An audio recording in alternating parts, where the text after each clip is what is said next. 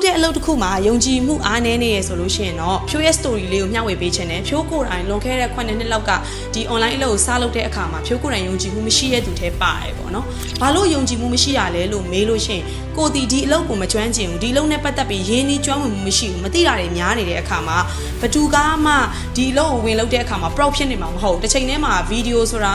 ဒီအလုပ်လုံးမှကိုက video ရိုက်ပြီးတော့ရှင်းပြရမယ်ပြောပြရမယ်ဆိုတာဖြစ်တဲ့အချိန်မှာတော့ယုံကြည်မှုတွေရော့နေမှာတဘာဝပဲကိုလုပ်တဲ့အလုပ်ပေါ်မှာမသိတာများတယ်မကျွမ်းကျင်တာများနေတဲ့သူတယောက်က video ရိုက်တာနဲ့ယုံကြည်မှုရှိအောင်ဘယ်လိုလုပ်ရမလဲဆိုတာကိုစဉ်းစားစရာမလိုတခုပဲဒီအလုပ်ကိုဘာလို့စားခဲ့ရလဲဆိုတာ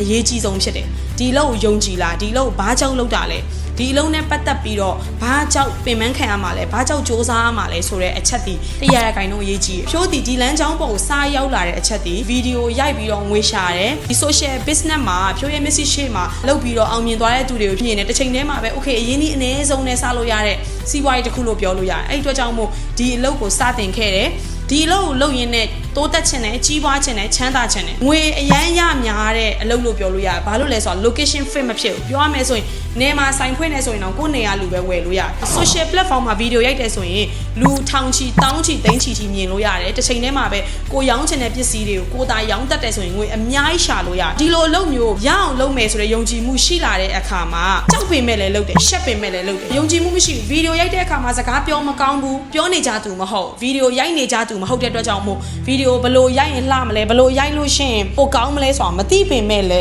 ဒီအလုပ်ကိုချစ်တယ်ဆိုတဲ့စိတ်ဒီအလုပ်ကိုရအောင်လုပ်မယ်ဆိုတဲ့စိတ်ကမတက်တဲ့အရာကနေပြီးတော့နေ့စဉ်လက်တွေလှုပ်ဆောင်တဲ့အခါမှာဘာဖြစ်လာလဲဆိုရင်ကိုလှုပ်တဲ့အလုပ်ပေါ်မှာပို့ပြီးတော့ယုံကြည်မှုရှိလာပြောချင်တာကအလုပ်တစ်ခုပေါ်မှာယုံကြည်မှုရှိဖို့အတွက်လက်တွေများများလုပ်ဖို့တော့လိုတယ်လက်တွေများများမလုပ်ဘဲနဲ့တော့ယုံကြည်မှုကိုအနေရင်ထိုင်ရင်ဘဒုစီကမှတောင်းလို့မရအောင်ကြိုတင်ပြင်ဆင်မှုဘလောက်ပဲလုပ်လက်တွေများများလုံးမသာယုံကြည်မှုရှိလာမှာဖြစ်တယ်။အဲ့ဒါကြောင့်မို့ဒီဗီဒီယိုကြည့်နေမိတ်ဆွေတိုင်းယုံကြည်မှုမရှိလို့မလုပ်ဘူးဆိုရင်အဲ့ယုံကြည်မှုကဘယ်တော့မှရလာမှာမဟုတ်။ယုံကြည်မှုရလာဖို့အတွက်ဆိုရင်လက်တွေများများလုပ်ပါလို့အကြံပေးချင်တယ်။ကျေးဇူးအများကြီး